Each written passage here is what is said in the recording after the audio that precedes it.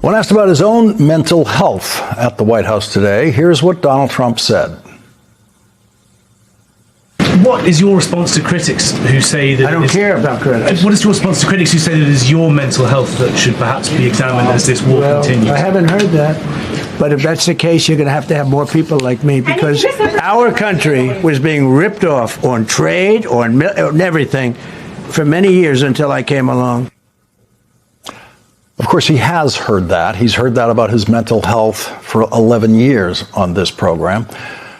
MS Now medical analyst Dr. Vin Gupta, who says he has not examined, obviously, Donald Trump and is not attempting to officially diagnose him, described what we all are witnessing this way, quote, erratic, can't finish sentences, often confused, illogical train of thought, word finding difficulties, developing and worsening gradually over time.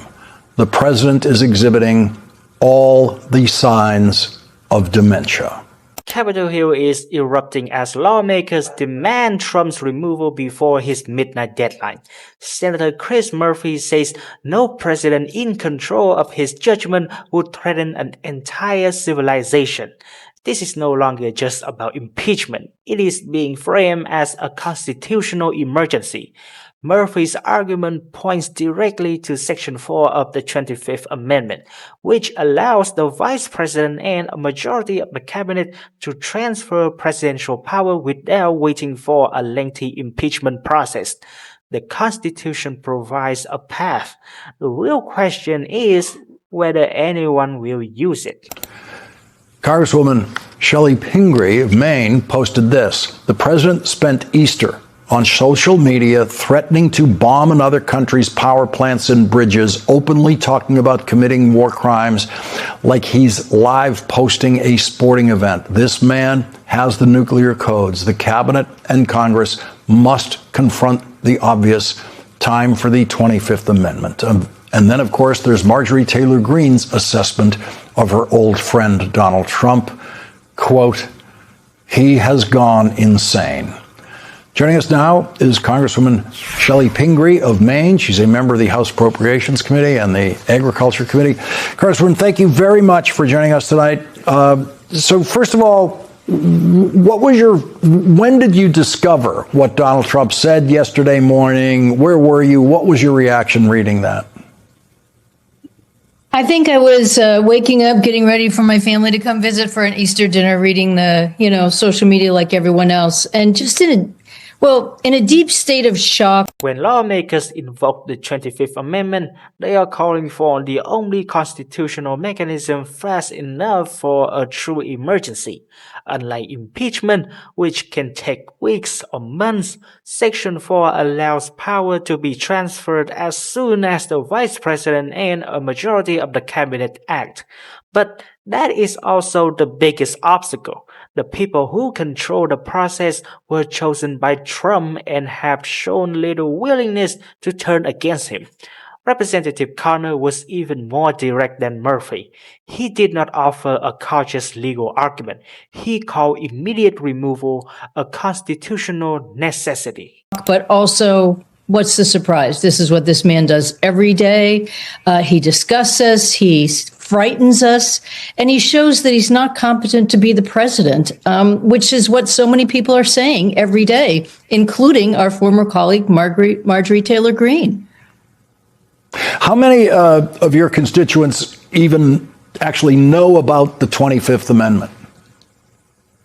Well, they all seem to know about it now because people seem to be talking about it and tweeting about it. I mean, I hear more often about impeachment, but I think this is a moment, as you were quoting MTG, you're all complicit if you don't do something about this. So it's a way of saying, as you've talked about, the cabinet is complicit if they don't do something about this. They're around him every day. They probably know much more about his confused mental state than any of us in Congress do. You have my colleague on, Chris, who was talking about, members of the military need to speak up. Certainly Congress has to speak up and fight back.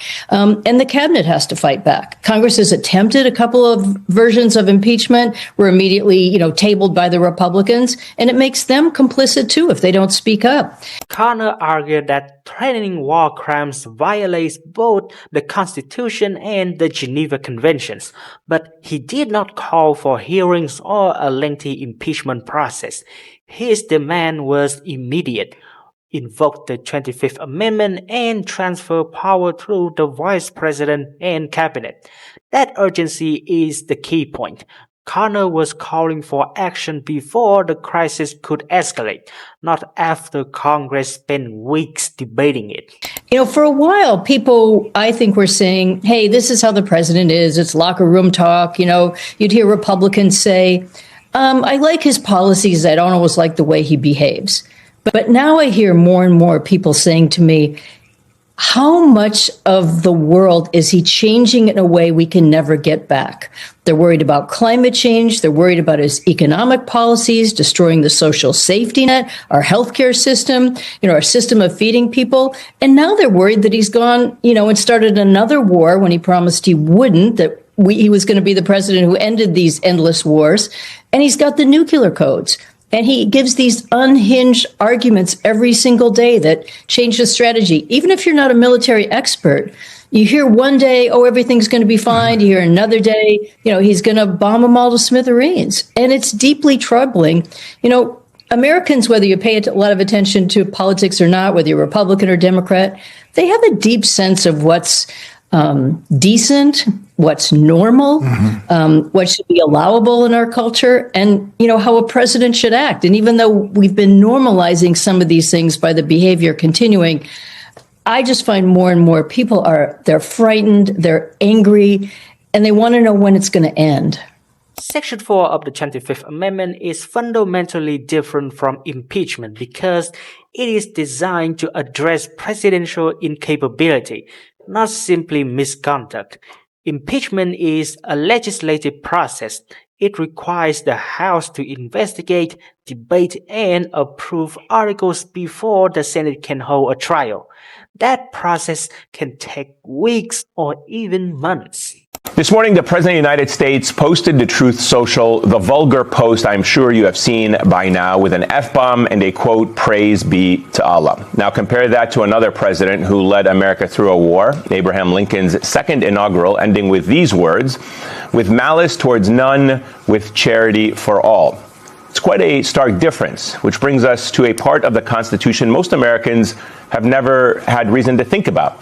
Section 4 of the 25th Amendment, which says if the Vice President and a majority of the cabinet decide the president is unable to do the job, they can notify Congress and the Vice President takes over as acting president immediately. It has never been used in American history before, and it's an extremely high bar to get there. But this morning, Democratic Senator Chris Murphy posted this online, quote, if I were in Trump's cabinet, I would spend Easter calling constitutional lawyers about the 25th Amendment. And our next guest writes this, quote, I wonder very much what the next few days will bring because this is looking like basically a president who is losing it and unfortunately losing it in a way that can really make the world a much worse place very fast. Section 4 can move much faster. The Vice President and a majority of the Cabinet can declare that the President is unable to carry out the powers and duties of the office. That initial transfer of authority does not require committee hearings, a House vote, or an immediate Senate trial. That distinction explains why lawmakers focus so heavily on Trump's fitness for office. When Senator Murphy argued that no president in control of his judgment would threaten the destruction of an entire civilization, he was making more than a political criticism. He was raising the question of whether Trump remained capable of safely exercising presidential power. Impeachment looks backward. It asks whether the president has already committed a serious abuse of power. Section 4 looks forward. It asks whether the president's current condition creates an ongoing danger. Joining us now is Paul Krugman, a Nobel laureate, research professor of economics at CUNY's Graduate Center and author of the Paul Krugman Substack. Paul, it's great to have you on the show. Thank you for making time for us. Give us the explanation behind how you got to that conclusion and made that point about what is going to happen in the next few days and why it could be so dangerous, not just for America, but for the world. Okay, first thing to say is that these two posts and some other things that Trump has said in interviews and in the last few days, they are completely unhinged. They are, before we get into his mental state, let's just say that he is now threatening violence against innocent civilians because he's unable to get what he wants militarily. And we have a name for people who use violence against innocent people because because they're too weak to get what they want militarily. We call them terrorists. So, I've been looking at the definitions, ICE's definition of terrorism, and what the President of the United States has been saying the past couple of days really fits the definition of terrorism as his own officials write it down. So this is horrifying. And the reason I'm saying 25th Amendment and all that is the instability. I mean, just a few days ago, he was saying, we've won and we don't need to open the Strait of Hormuz. That's up to other people. And now, just a couple of days later, he's saying, wow, we're going to destroy Iran's power plants and its bridges. We're going to bond them back into the Stone Ages.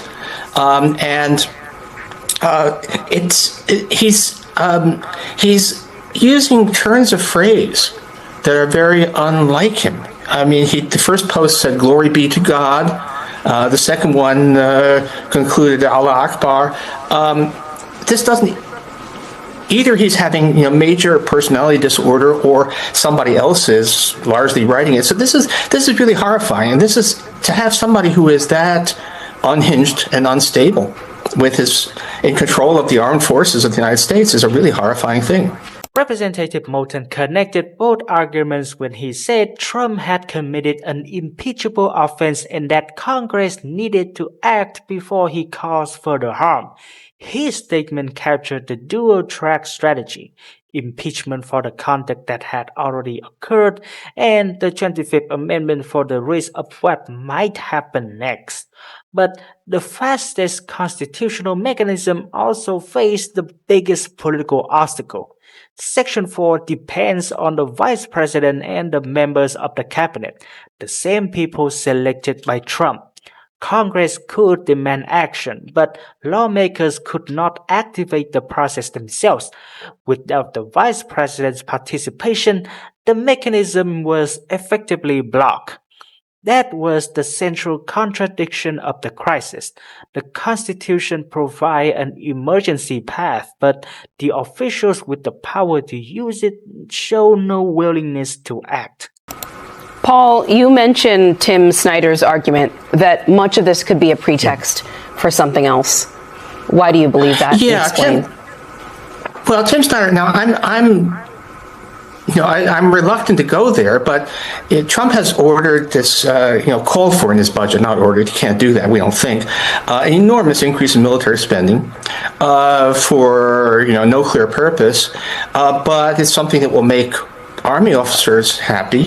And there's this, what we're seeing is a lot of, we're seeing Pete Hegseth, the self-proclaimed Secretary of War, firing senior officers in the middle of a war, and seemingly what sure looks like loyalty tests being imposed within the military, personal loyalty tests. It's not too hard to think that something is going to, that there's certainly some intention to try to somehow circumvent or at least rig the midterm elections. Now, I don't know that. I mean, what we can see right off is that this guy, that I wouldn't trust someone who raves on social media the way the President of the United States does. I wouldn't trust him to run the bodega around the corner. I wouldn't trust him to watch my cat. And to have him watching the military of the United States is just, this should not be allowed to persist. If we had a functioning democracy, he would be out one way or another. But even after a ceasefire reduced the immediate military danger, lawmakers argue that the underlying conduct had not disappeared. Their position was that avoiding the worst outcome did not erase the threats or decisions that created the crisis.